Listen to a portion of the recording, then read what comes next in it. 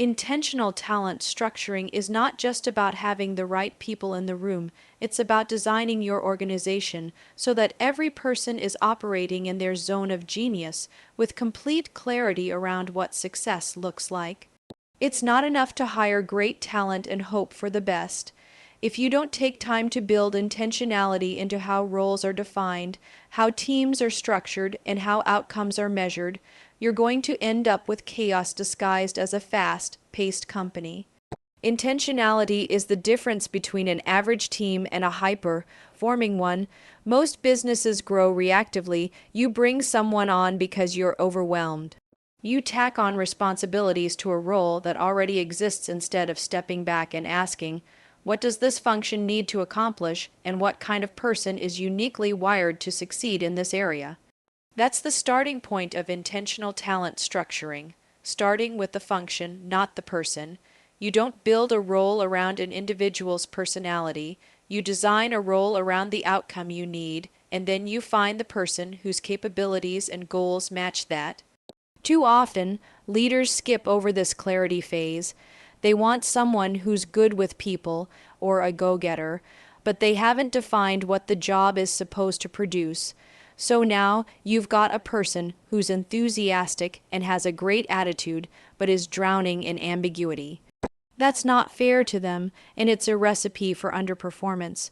Intentional structuring requires that you define every role in your organization by its core responsibilities, its success metrics, and the competencies required to fulfill those responsibilities. Then, you build teams based on complementary strengths, not just availability or convenience. Another critical component is alignment. Every person should understand how their role contributes to the overall business strategy. If your customer service rep doesn't know how their daily activities tie back to the company's revenue goals, you've got a misalignment issue. When people don't see how their role fits into the bigger picture, they stop giving their best. But when they see that their actions directly impact growth, retention, or profitability, they begin to operate with ownership. Ownership is not something you can force, it comes from clarity and alignment. Let's talk structure. It's easy to assume flat organizations are more modern or agile, but the truth is that structure provides clarity, and clarity reduces friction. You can't grow past a certain point without hierarchy. That doesn't mean bureaucracy, it means defined lines of accountability. Every person should know who they report to, what decisions they're empowered to make, and where their responsibilities begin and end. Otherwise, things fall through the cracks, resentment builds, and performance suffers. One of the biggest mindset shifts leaders have to make is this: your people are not just workers, they are assets that require investment, direction, and structure to yield results. When you invest time into structuring your team intentionally, you're creating a system that runs efficiently even when you're not in the room. That's the ultimate goal, to have a team that's aligned, accountable, and able to execute without micromanagement. You also need to revisit structure regularly. As your business evolves, so do the demands on your team. What worked when you had 10 employees won't work at 50. Roles that were broad now need to be specialized. Leaders who are managing tasks need to manage people. Intentional talent structuring is a living process. It's not a one-time org chart exercise. It's something you constantly optimize based on performance, business goals, and team dynamics. Lastly, this process sends a message. When you take the time to structure your team with precision, people feel valued. They know they were chosen for a specific reason. They know what winning looks like in their seat. And that creates a culture of confidence and clarity, where people can grow, perform, and lead. If your goal is to scale, grow leaders, and build a business that doesn't rely on you for every decision, you can't afford to skip this. Get clear, get structured, and get intentional. Metrics. Driven growth is the backbone of a hyper-forming team. It's not enough to tell people to do their best or hit goals. You need to define exactly what success looks like, track it relentlessly, and build a culture where data drives decisions. When leaders lean into metrics, they create transparency, accountability, and momentum. Without metrics, growth is vague. With metrics, growth becomes actionable. Many organizations say they want to grow, but they haven't put systems in place to measure that growth. They don't know their numbers. Or worse, they know some numbers, revenue, maybe customer count, but they don't know the leading indicators that actually predict those outcomes. This is where metrics-driven growth becomes essential. It's about identifying the right indicators for performance across every role, team, and department, not just the final results, but the activities that get you there. When your team has clear metrics, they can focus. They know what to prioritize, how to spend their time, and where to push harder. Clarity eliminates the guesswork, and here's the key: metrics aren't just about keeping score, they are about unlocking potential. When someone sees their own data improving week to week, they feel empowered. They're not waiting for feedback, they're measuring progress in real time. That's powerful. Metrics also create alignment. In a high-growth organization, everyone needs to be rowing in the same direction, but if you don't define success at every level, you'll have departments working hard but not necessarily working together. Your marketing team might be focused on leads, while your sales team is focused on closing high-ticket clients, and your customer service team is overwhelmed because no one prepared them for the spike in new accounts. Metrics bring everything into sync. They ensure that each part of the organization is driving the same outcomes and that everyone knows how their performance connects to the bigger picture. There's also a mindset shift that has to happen with metrics. Too many people see them as cold or punitive. They associate tracking with micromanagement or pressure. But when implemented correctly, metrics are the opposite. They are a tool for clarity, coaching, and growth. As a leader, when you can point to a number instead of just a feeling, you remove ambiguity from feedback conversations. It's not, "I think you're falling behind." It's, "Let's look at your call volume this week and identify where we can improve." That kind of conversation is not only more productive, it's more respectful. It gives people something to work with. Every role in your business should have a core metric, not just a vague target like support the team or be proactive, a real, trackable number that reflects the value that role contributes. For some, it's revenue generated. For others, it's customer satisfaction score, average response time, or retention rate. The right metric depends on the function, but the principle is the same. If someone is on your payroll, you should be able to measure the impact of their work. Once you have those metrics in place, the next step is cadence. How often are you reviewing them? Are you discussing performance weekly or quarterly? Forming teams meet regularly around numbers. They don't wait for a crisis to assess what's working. They build a rhythm of review. Weekly scorecards, daily dashboards, monthly goal check-ins, whatever your format, consistency is the key. You can't improve what you don't track, and you can't track what you don't look at. Metrics-driven growth also forces prioritization. Every business has limited time and resources. When you know your top performing channels, your most efficient teams, your biggest bottlenecks, it becomes easier to make strategic decisions.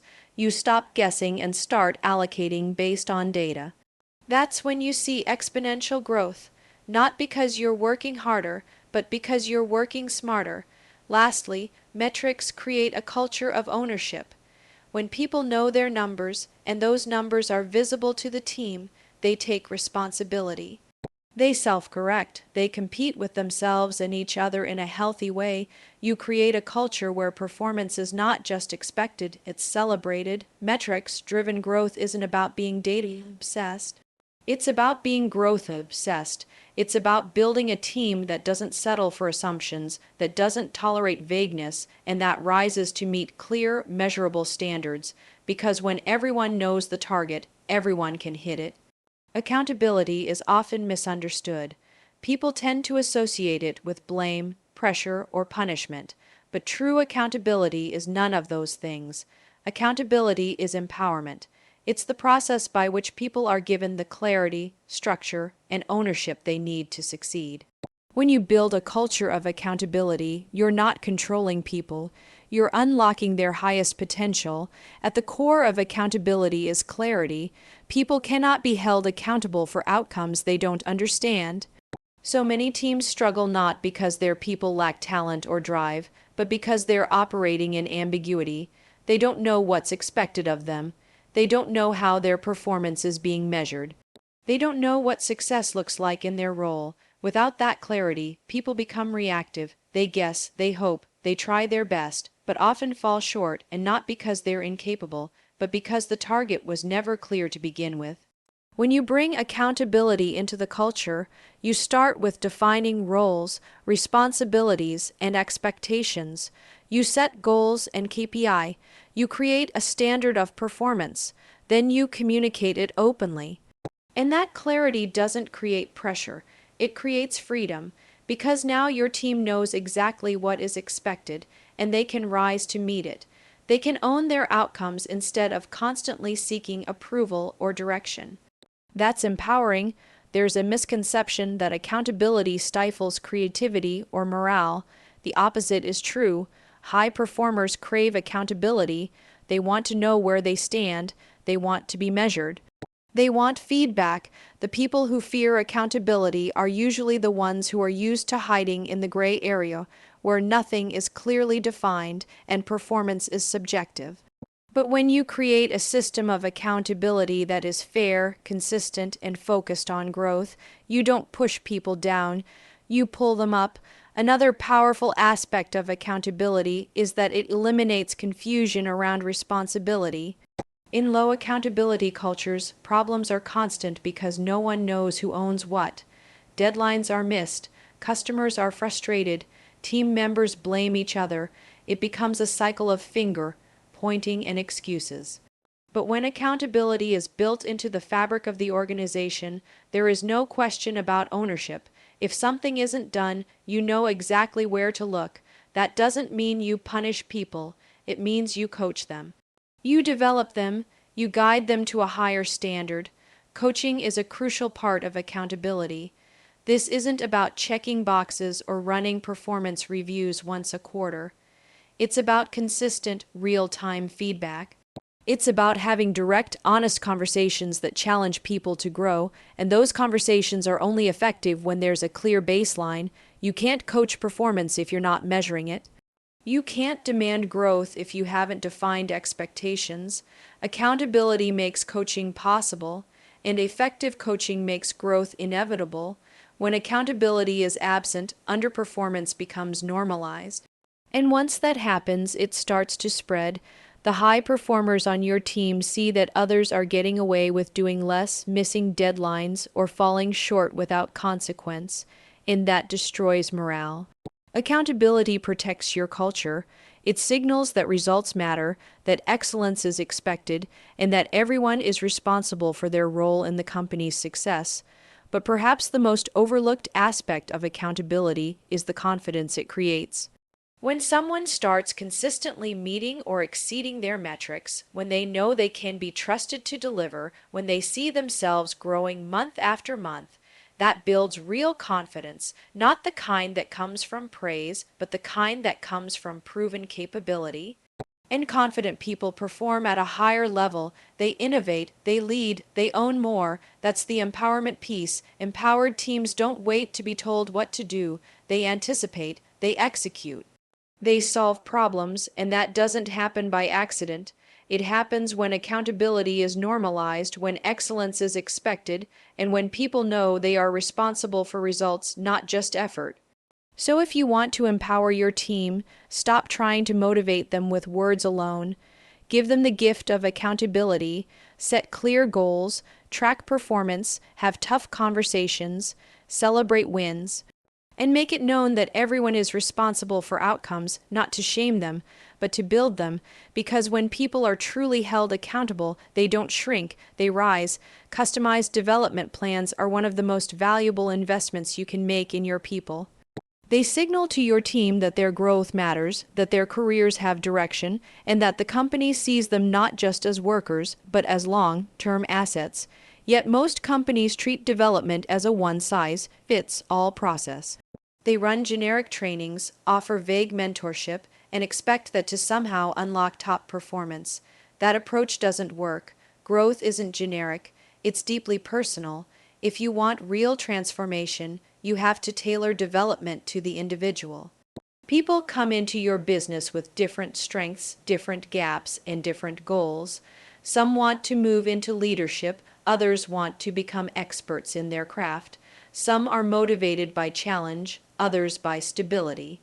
If you're developing all of them using the same tools, you're going to lose momentum, engagement, and eventually your top talent.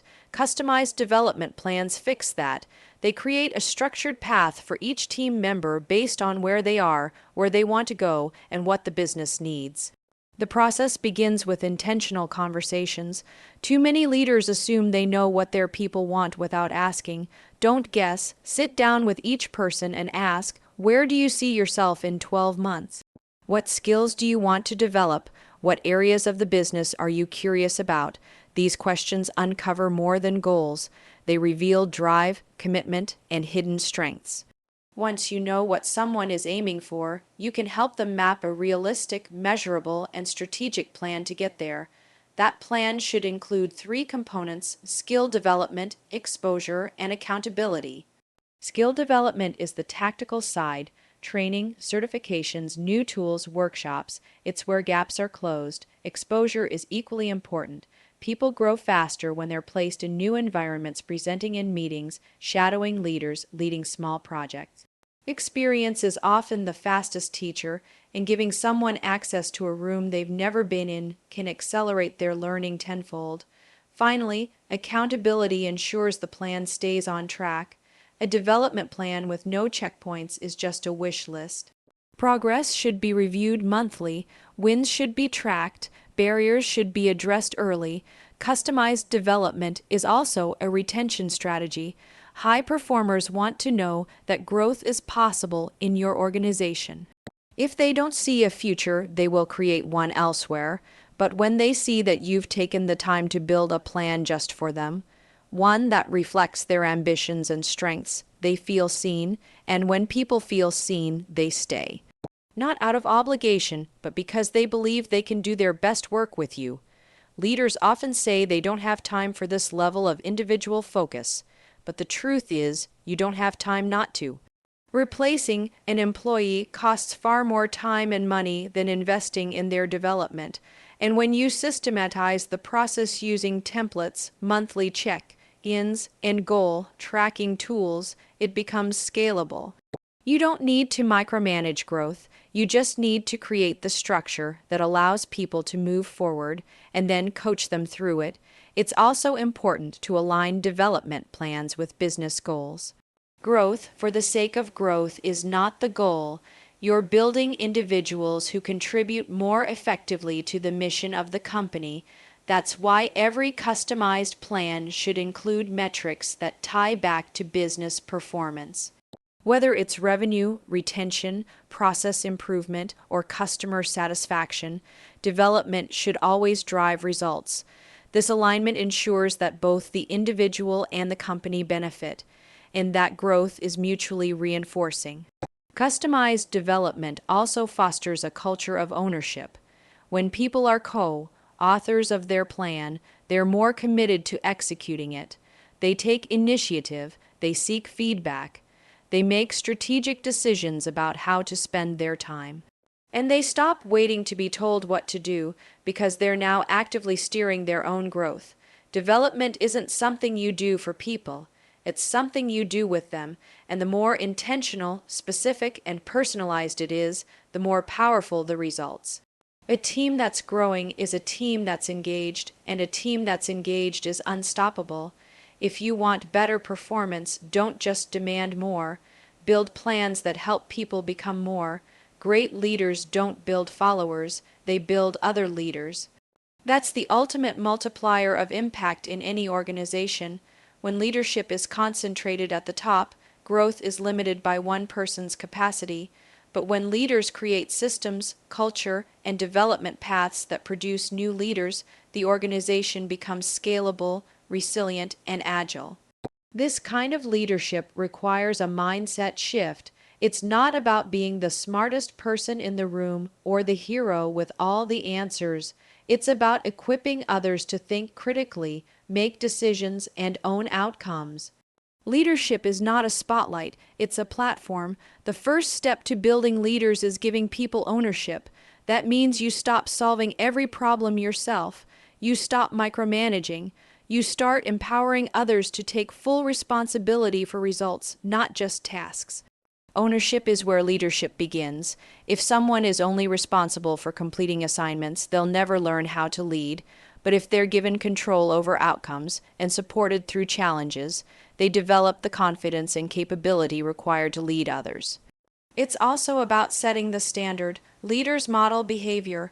If you want people on your team to lead with clarity, accountability, and urgency, then you need to demonstrate those traits every single day.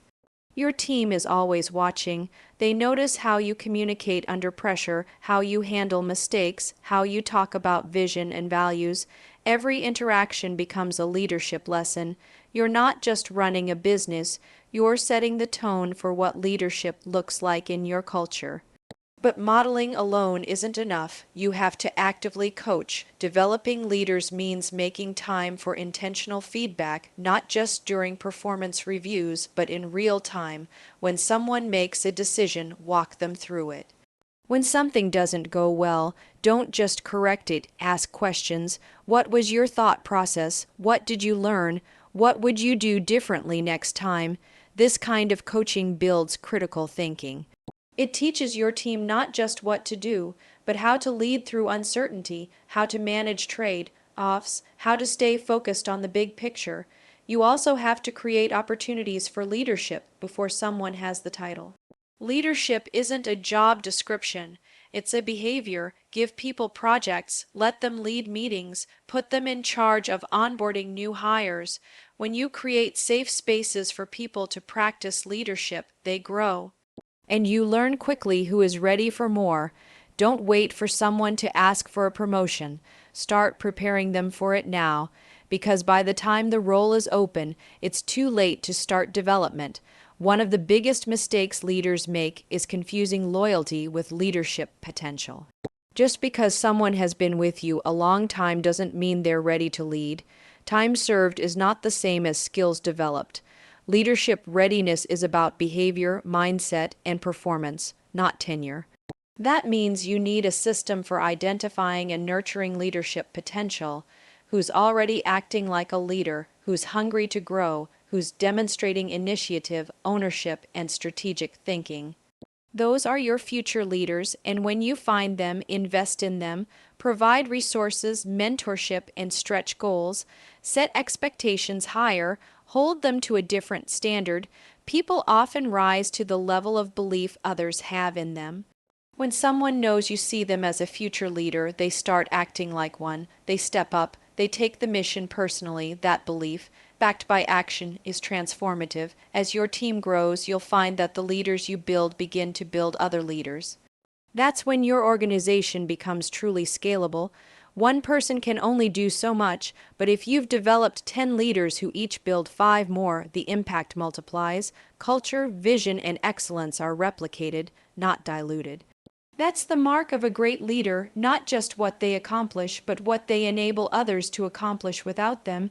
Leadership is not about control, it's about cultivation. It's about planting seeds of responsibility, nurturing them with feedback and trust, and watching them grow into powerful, independent leaders.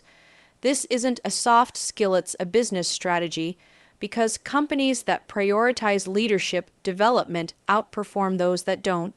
They're more adaptable, more innovative, and more resilient. So if you're serious about growth, stop trying to lead everyone yourself. Start building the people who will lead with you. That's how you scale.